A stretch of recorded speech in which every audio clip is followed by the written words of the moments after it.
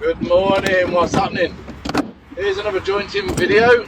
This job is a set of NEXANS T-boots and the 33 kV, 240mm. Set the workstation up, the bin. Now let's get started. Mark off the bushing point. Then, as per manufacturer instructions, mark back to where you need to take the air-screen wires. Remove the outer sheath with the US 15. Prise it open with a knife. Peel that back. And then remove the moisture barrier.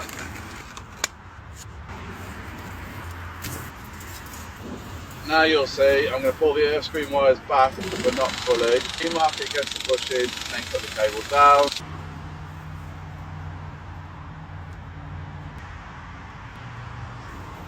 Then add the grey mastic, which acts as a moisture barrier. Bend the air screen wires back on top of that mastic. Put a cable tie in place just to hold them down. Remove the black moisture barrier underneath, and now mark off where the cable is going to sit against the bushing.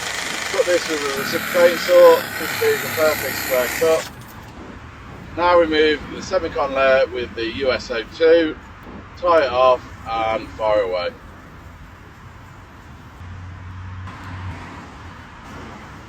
Remove them strippings, remove the tool.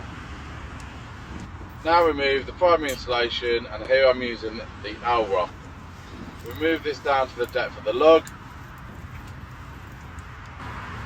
And then remove, and then chamfer the end of the insulation, and here I'm using the GBZ,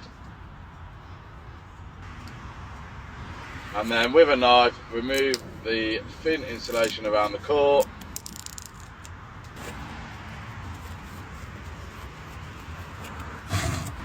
Clean the cable down, add some silicone grease, and then slide down the stress control boot. You get a plastic bag in these NEXANS kits, and that's just to prevent the stress control boot from touching the core.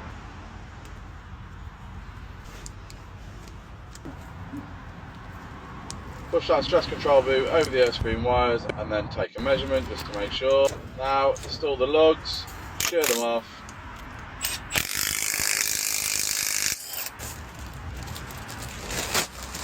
Then some more silicone grease on the actual T-boot body, and then slide the boot down. I always find it funny how these boots always try and pop back off. Now bolt the T-bodies to the bushing,